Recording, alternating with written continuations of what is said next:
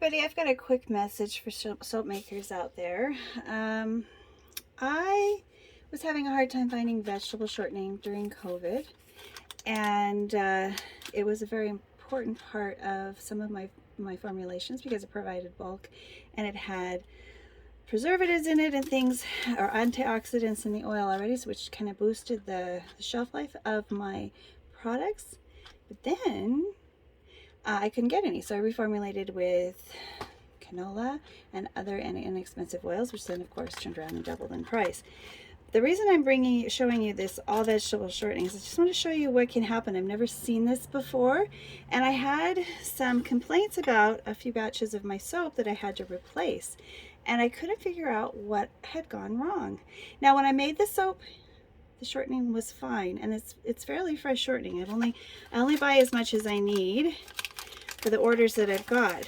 But if you look, what's happening to this shortening is I think it's oxidizing and going rancid. There's a source of DOS right there for you. Now, it doesn't smell bad, but that change in color is something you need to pay attention to. Now, when I was making my soap, it didn't happen, but luckily I had 1 or 2 pounds of this left, and I was able to see what was going on, most likely with those batches of soda. I had a 100-pound batch of Detox Get Squirrely, and then a 30 bar batch of lemongrass vegetarian soap Go Squirrely. Now, as a cosmetic chemist, I know how to change my ingredients, and I'm really glad I did, because I mean, I never throw things out unless they're rotten like this, but I was still using up for my small batches the little bit of shortening that I had. Now, one thing that I did to replace the shortening once it became hard to get a hold of. Now, canola can be another one that will go rancid, so you have to use your chelators. You must use distilled water.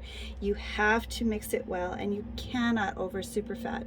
Now, as long as you're a experienced soap maker, that's not a problem at all, and your scales are right, not a problem, and you test everything to make sure it's mild, not a problem.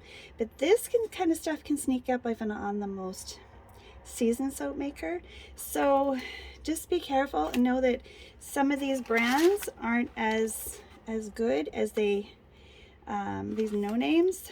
Maybe they left out their chelators. I don't know. I have never seen this kind of thing happen before, and it's not old. But like I said, the supply chain was sporadic, and maybe it was sitting on the shelf longer than it should have been. It's not past its best before date, but something happened, something wrong, and it affected about $1,000 worth of soap for me this past year. So what I did, so if you're interested in getting rid of this particular ingredient from your ingredient list and you want to improve your soap, you can, you can increase your stearic acid, or 2, you can increase your other solid oils, coconut oil, but just be careful you don't get too drying. And cocoa butter tends to have a lot of other things in it, so keep your percentages around the recommended rates. You don't want a soap that's not going to clean. It's just going to be kind of creamy. You want those bubbles, right? You'll definitely get lots of bubbles if you increase your coconut. But what I did is I increased my stearic acid and increased my oil. So instead of using 30% olive oil, I went up to 40, and instead of using 25% of canola, I went up to 35. So I doubled those bulk oils, and then I 1.5'd my stearic acid. So give that a try if you want. Play with the calculators, make a very small batch, and see if that works for you too. It will trace faster, so it's better for to soap at a warmer temperature. So pour your oils, have your oils melted, and add your warmer lye to it. That works if you're in a rush, or just make sure they're both at the same temperature when you do it. All right, so I hope this helped.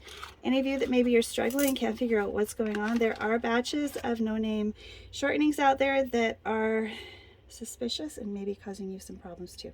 I hope you enjoyed this, and if you have any questions, just leave them down below and I will answer them.